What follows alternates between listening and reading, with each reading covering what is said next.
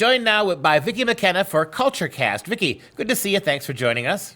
My pleasure to be here. Well, as the world burns and Emperor Nero Biden fiddles with his warfarin and his senility medicine, we have kind of an interesting story. A new big comprehensive survey was done, and it suggests that the most happy people in America are conservative women, and the least happy people in America right now are liberal men. Care to comment on that? Well, actually, it's not. It is a new release of an old data set or of an old study on a specific data set that's been going on for quite a while, actually. And consistently going back through this research, it has shown that conservative women are the happiest. Conservative men are the second happiest, liberal men being the least happy, and liberal women being the second to the least happy. So, yeah, what's going on here? And I think it has to do with, well, number one, I think it is about not rejecting tradition, not rejecting the structures of our society that actually work to our benefit. I think it's embracing marriage. Men and women in if you believe in Christianity in particular, are meant to be together. They're meant to work together. And I think, conservative women embrace that. Conservative men embrace that. Liberal women, liberal men do not. And at the same time, you have also got the liberals, worshiping particularly now at it's sort of a cult of outrage and a cult of constant conflict. And if that's what you're looking for, if you have been trained and you have been, encouraged to seek constant conflict and rage at every, perceived, even minor slight, you are going to be a really rotten person to hang out and have a drink with. Now, if you had asked me to predict this before I saw the results, I would have done it almost the same. I would have said clearly conservative women are happiest, conservative men. I would have flipped it. I would have thought that liberal women would have been the most miserable. But then it dawned on me, liberal women marry liberal men. And so that's got to be what's driving men down lower, right? Can you imagine being a man, even a liberal man, and then marrying one of these squawking liberal harridans and having to deal with that every day, right? You're constantly told about your toxic masculinity.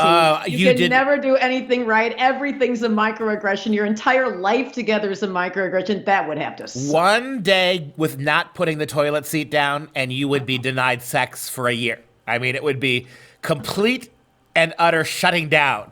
So yes, I think it makes complete sense. I do. I think it makes sense. And if you take a look at some of these apologies that men have offered up to the world, I don't know if you recall back just a couple of years ago, there was one that was called "Dear Woman," and it was a bunch of beta males apologizing for having a penis.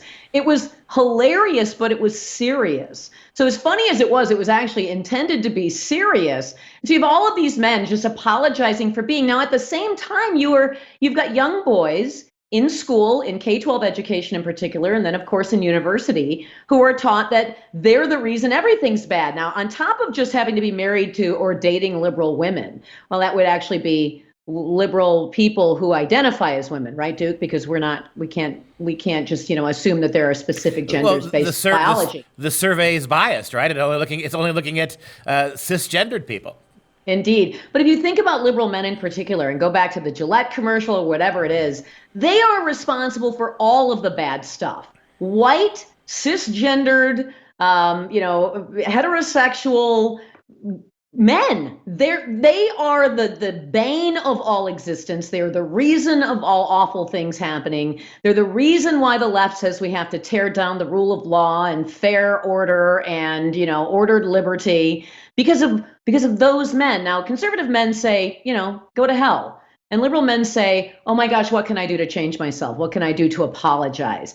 And to reject everything that is decent and natural about yourself because somebody has told you that it is rape culture or white supremacy or systemic racism, that would have to be a psychologically very, very heavy burden to bear. And about a month ago, we did a story on the Dr. Duke Show about an entire school of Australian boys. An entire school was forced to stand up, all the boys, at a gathering in the gymnasium. All the boys were required to stand up, and every one of them had to apologize to all the girls for the toxicity of being male. After we come back from the break, I want to trace that a little bit and have a little more fun at the expense of these goofy liberal men married to these women.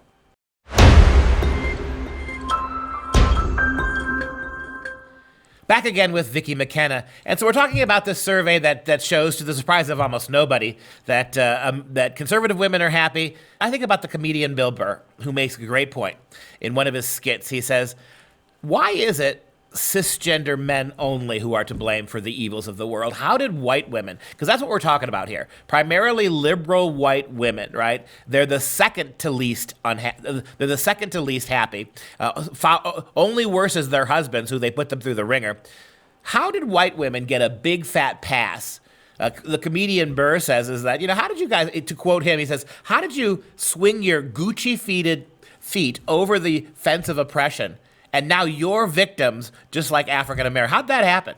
Oh, but I would say that they didn't get a pass, Duke, because look what is happening in women's sports right now that men can identify as women, now that men can pretend to be women. By the way, if you're a white guy, the way that you can unburden yourself from all of the hell that is being required of you, the beatings will continue till morale improves, theory of life that the left has for every, white guy to have to endure, just declare yourself a woman. And that's how particularly white women are going to be paying for this, is that they're going to lose their sports scholarships. They're going to lose their special preferred status because they have been moved out of the way by men who declare themselves to be women. And of course, men who declare themselves to be women are far, far more women. They're more female than actual biological females, because to declare anything else would be tremendously unwoke and completely bigoted.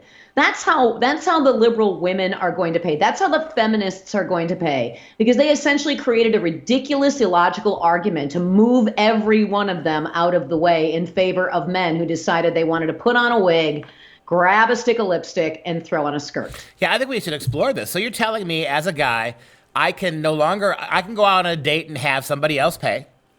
You bet. I can participate in sporting events that I have an overwhelming ability to win because I actually am a man. I can dress any way I want to. I can use any bathroom I want. I can hang out as a guy with 15 and 16-year-old girls in the girls' shower room. I can do that now.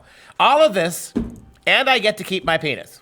You're telling me this is the brave new world. It's a win-win. Wow. This is the win-win of the left, is that imagine you've got LeBron James. He hits retire, right? He's getting so that he doesn't want to play. He can't play with the young guys anymore.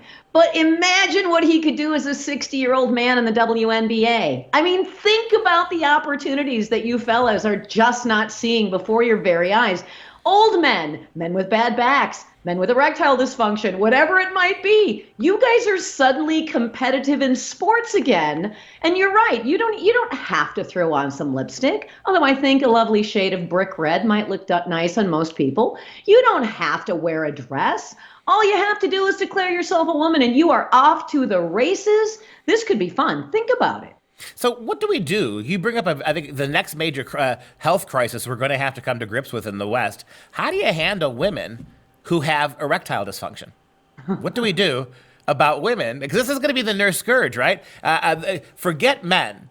The new scourge is going to be afflicting women from coast to coast, women who have erectile dysfunction. What do we do about that? I didn't expect that question. I just don't really have an answer. Well, because I just didn't see that one coming, Duke. Not gonna lie. There are answers. There are answers. I mean, I suppose it has to be probably. I put it under the women's wellness category of insurance services or some such thing like that. Well, because I'm not quite sure. I mean, you think about it now. And the other nice thing is that because you're now a woman, you don't have to worry about prostate exams anymore. I mean, just tell your doctor, no, unless you're into that kind of thing, I suppose. You can just tell the doctor, hey, I'm a woman now. Invasive. Yeah, no more turn your head and cough, no more rubber glove, looking down between your legs at a pair of wingtips as you hear that glove snap on. I mean, yet another reason to become a woman. You don't have to ever worry again about your prostate. It's a win-win. I think you're right. Well, I think it's a win-win. Well, it's right? a win-win. I was actually, thanks for the information, because that was information I'd never actually thought to look up before. But thanks to you, I've learned something. I might be able to win a game show with this. I would like to sign off by saying to the limp future of America, flaccidity is the new erection. The orange is the new black. Limp is the new erection. Celebrate. I would say fly your flag, but it wouldn't, but it wouldn't. Just well, saying. As long as hey, if you had a little Black Lives flag hanging off the tip of that thing, might get some more action. We can hope. We can always hope to. Gotta laugh so we don't cry, Vicki. Thanks for your time today. Hey guys, thanks for watching. Most of you know our show is being censored by big tech. While this makes it harder to meet the cost of producing the show, that's part of it. It also demonstrates that we must be having tremendous success, or they wouldn't bother to try to shut us down. If you like hearing truth and common sense with a love for freedom, please join the Patriot Club with a one-time $99 tax-deductible donation. And you'll get this sweet vessel of joy as part of a thank you for joining the Patriot Club. Etched with the American flag and the words freedom never tasted so good. All you have to do is visit patriotclub.us and become a Patriot member today. That's patriotclub.us. Thank you and God bless.